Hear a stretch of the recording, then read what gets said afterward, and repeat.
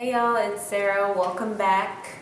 I have another movie review for you all, but before I get into that, I wanted to remind you all that I do have a movie blog called Eating Film. That's where I really go in. I put together some really cool images, stills from the movie, and little designs of my own. So if you're interested in checking that out, I'll make sure to link it below. Now to the good stuff. Bones and all. I waited a while to watch this movie because I knew I needed to get my mind right to watch it. Now, I grew up watching horror movies. My mom got me into it. We started watching Stephen King, but one subgenre that she could not stand were the cannibal ones. So like Night of the Living Dead, Dawn of the Dead, those movies she would really actively avoid because she said she just couldn't take it. Just the look and the sound of it. Me, I didn't have a problem with it. Bones and All is about a young woman who attacks one of her fellow students. Afterwards, her father basically abandons her and leaves her with tape recordings that sort of explain to her why he's left.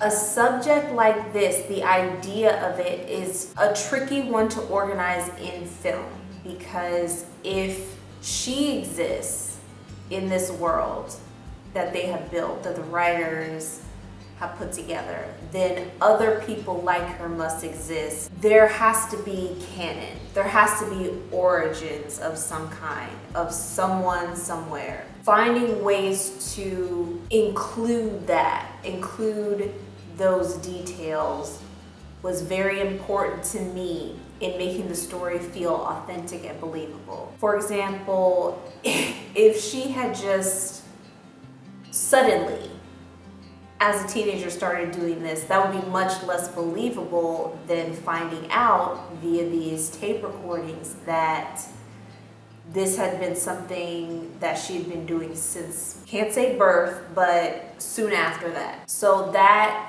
creates a much more believable sort of character and the development of the story. I love that it was set in the 90s. I know that's a very popular time period right now, and people are probably sick of it, the 80s and the 90s being so trendy right now, but for this story, it just works so well. There are certain things you can't get away with in modern time, and this would be one of them, especially the way that these types of people move through the world. It would be much more difficult to believe. So she's basically on a journey to find her mother, to find kinship in regards to the way that she is, which is she is a cannibal.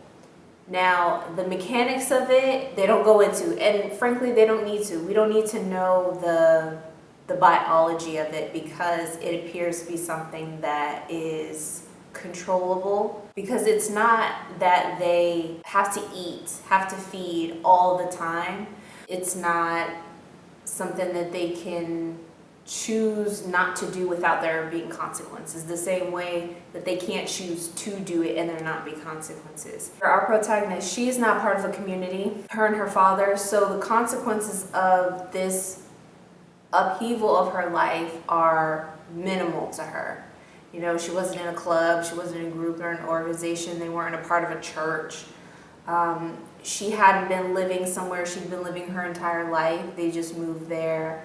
So this nomadic kind of lifestyle works in her favor. Anyway, I say all that to say I found the story very interesting, and I felt like the characters that she met along the way very authentic to the time period and to, you know, what they got going on. She was a very honest character, like honest with herself, and that was very unexpected. There were a lot of things that the characters did that were kind of surprising to me, and some that weren't. Her being so honest with herself about what she is and who she is, because it wasn't that she was trying to deny what she was or what she is, and that she's not trying to take responsibility. It's that she is not like other people. They are not like other people. So their emotional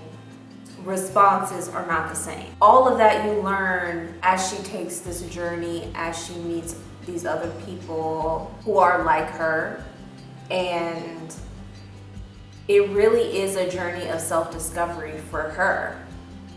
And she just so happens to also be this other thing. And that, I think, was the key in making the story so engaging to me. But it had the feel of like an indie movie where we're taking a lot of risks in terms of the style and the subject matter, and we know that the audience for this is not a mainstream audience, even with the popularity of these two actors, but we're gonna push it out anyway.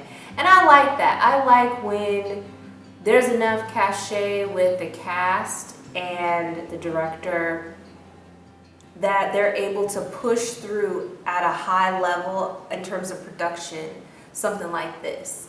Because there are multiple locations and settings and like vehicles and houses in order to make this world feel very authentic and full. That is always my main issue with horror movies that are quote unquote grounded in reality, is that they're not really.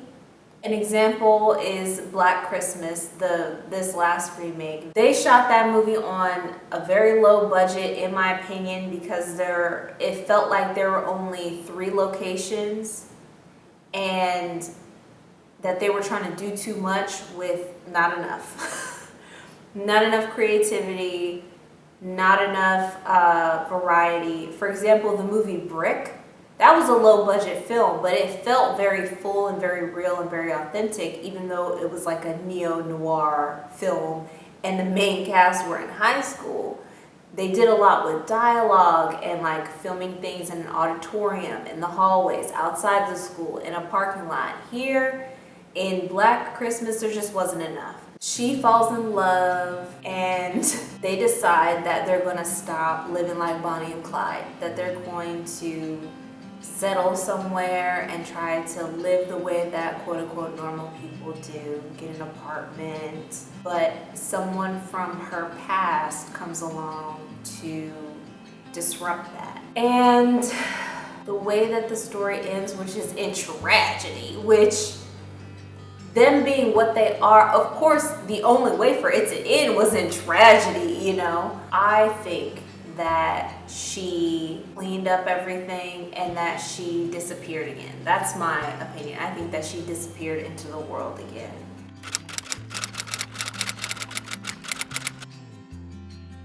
This movie covered all the bases.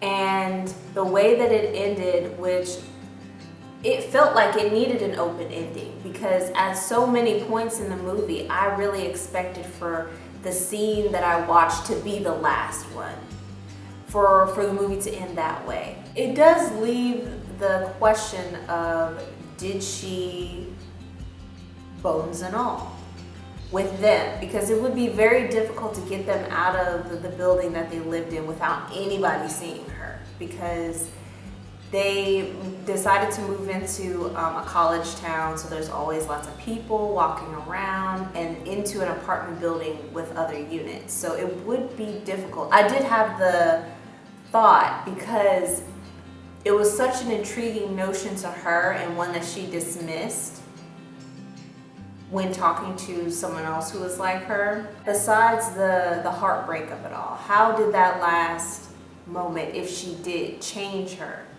Who is she now? We don't know. The way the story ends, we don't know. But I have a feeling that she survived that as well. I really like the story. I would give it a 4 out of 5. I would recommend it. There's a difference between like splash gore, where it's just like somebody gets stabbed and blood flies everywhere, and this, which is much more realistic, you know, in terms of anatomy, I'll say. So if you can't handle it, it's not super gratuitous. It's not like Dawn of the Dead or anything like that. But it is graphic, I'll say that. So if you can't handle graphic cannibal violence, then do not watch it. Do not. Like, if you can't watch Animal Planet where the hyenas get the gazelle, do not watch this. That's just my advice. But there were so many other parts of it that were very intriguing. I liked the idea of the road trip, like especially because it's set in like the 90s where road tripping across the country was a thing, and seeing these different, you know, places around the country was very intriguing to me, and I think add a lot to the character development and the story. You know, it makes it seem much more tangible.